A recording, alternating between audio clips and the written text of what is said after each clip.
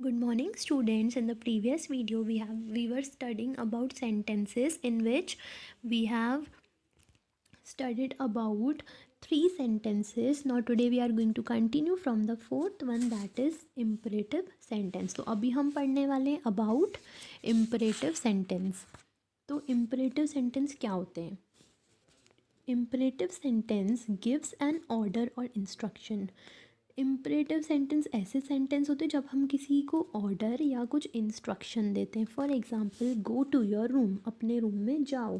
गो away, दूर चले जाओ. Ask Amar to come and see me, Amar से कहो कि आए और मुझे देखे. नेवर राइट ऑन वॉल्स, कभी दीवार पर मत लिखना. Do not tell me lies, मुझे झूठ मत बोलना. So like that we are giving some order और इंस्ट्रक्शंस इन दीज सेंटेंसेस.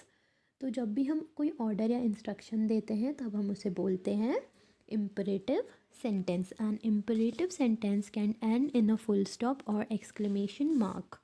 तो इम्परेटिव सेंटेंस जो है वो लास्ट में या तो एक्सक्लेमेशन मार्क से भी एंड हो सकते हैं या तो वो फुल स्टॉप से भी एंड हो सकते हैं. We use exclamation mark if the order is very firm.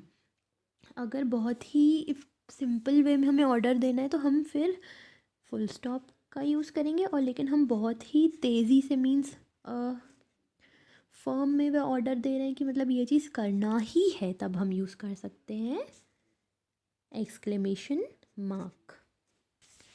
Read the following sentence. So now we will read this sentences.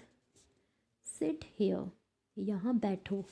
Run fast, जल्दी भागो.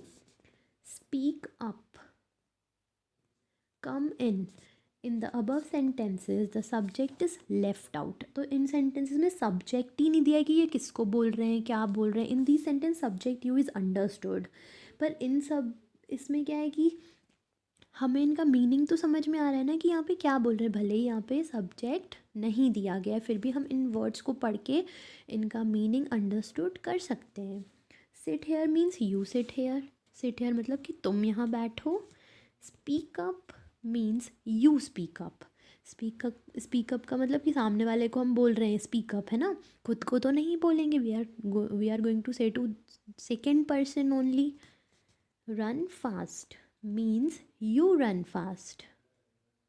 कम in means you come in. तो यहाँ पे हमें ऑलरेडी समझ में आ रहा है कि ये सेकंड पर्सन से ही बोला जा रहा है, बल्कि इस सेंटेंसेस में कहीं भी सब्जेक्ट या किसी का नाम या नाउन या प्रॉपर नाउन का यूज़ नहीं हुआ है. But we are simply understanding that कि ये सेंटेंसेस विदाउट सब्जेक्ट भी हमें समझ में आ रहे हैं कि किसको क्या बोल रहे हैं. मीन्स ये बातें सेकंड पर्सन को ही बोली जा रही हैं, ऑर्डर दिया जा रहा है और instructions we can say.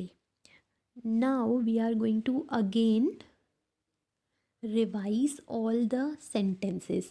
अभी हम एक बार और सारे sentences को revise करेंगे. तो हमने पढ़ा था in the previous video में अबाउट फर्स्ट सेंटेंस जो था डेक्लेरेटिव सेंटेंस. तो ये ऐसे सेंटेंस है जो कुछ फैक्ट बताते हैं और एक मतलब इनको हम बोल सकते हैं they are called as a simple statements.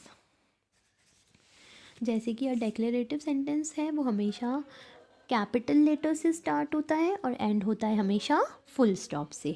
Interrogative sentence के बारे में हमने पढ़ा था. तो इंटेरोगेटिव सेंटेंस में मैंने आपको बताया था अगर इंटेरोगेटिव एडजेक्टिव है, इंटेरोगेटिव प्रोनाउन है, इंटेरोगेटिव वर्ड से ही हमें समझ जाना है कि that we are making the questions.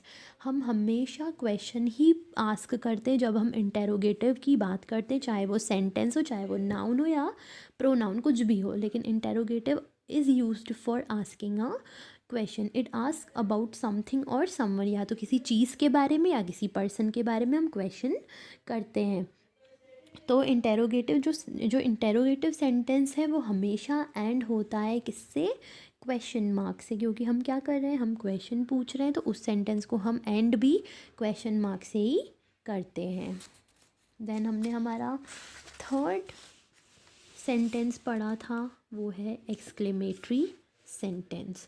Exclamatory sentence में जब हम कोई अपनी एक स्ट्रॉन्ग फीलिंग या फिर बिल्कुल सरप्राइज्ड चीज़ या फिर हम कुछ एंगर में बोल रहे हैं तब हम बोलते हैं उसको एक्सक्लेमेटरी सेंटेंस, लेकिन हमें हमेशा याद रखना है कि whenever we are talking about exclamatory sentence तो हमें उसके आगे हमेशा फर्स्ट लेटर तो कैपिटल हम लिखते ही हैं, एंड में हमें क्या यूज़ करना है, एक्सक्लेमेशन मार्क यूज़ करना है। हम हमेशा एंड में एक्सक्लेमेशन मार्क लगाते हैं।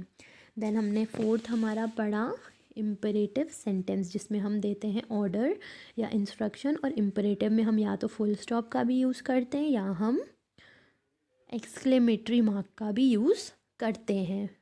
By using the sentence in a order और अ फॉर्म, मीन्स कि कैसे हम सेंटेंस बोल रहे हैं उसके बेसिस पे हम फुल स्टॉप या फिर एक्सक्लेमेटरी मार्क का यूज़ करते हैं। So we have today completed explanation of this chapter, and you also have to remember about all these 4 sentences which we have studied today.